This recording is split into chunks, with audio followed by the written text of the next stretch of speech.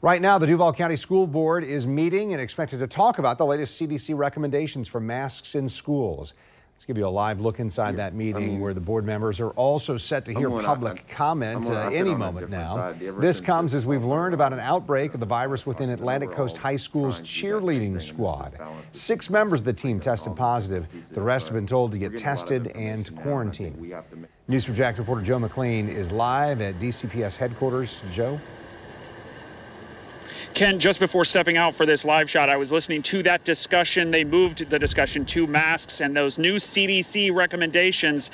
And just before stepping out of the meeting, I heard the superintendent tell the board that she's been in touch with the local Department of Health, and that agency is from where she is going to be taking her cues, from where the district is going to be taking its advice on masks. That advice right now is not recommended or not required, but instead just strongly recommended here in the district. That hasn't changed as of right now, but that discussion is ongoing. They're also set to hear some public comment in just a little bit here, but this does come after one day after the CDC updated its recommendations for masks in schools, and it also comes, as you said, as the district is already starting to deal with COVID-19 outbreaks before the year even has gotten underway.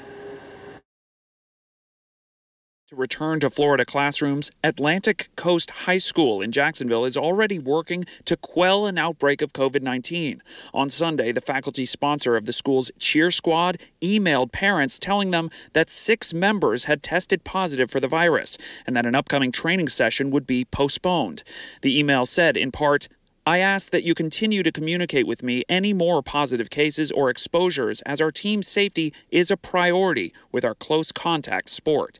The team was told to get tested and to quarantine as a safety precaution. A family member of someone on the team spoke to News4JAX under the condition that their identity not be revealed. I was really upset because they are still actively at the school with no mask and are acting with other people, and they can continue to spread it. They're not quarantined. The cluster of cases came just days before the CDC updated its recommendations for schools this fall, advising all teachers, staff, students, and visitors to wear a face mask, whether they've been vaccinated or not. Many are now calling on the district to follow those recommendations, despite strong objections from the DeSantis administration. Mary Coggins teaches at Westside High School and has underlying health conditions that put her at an increased risk for COVID-19. For us not to follow the most important and trusted medical organization in our country is just unconscionable to me. Today, Dobbins sent a letter to Superintendent Diana Green saying that if the district doesn't follow the advice of the CDC and implement a mask mandate,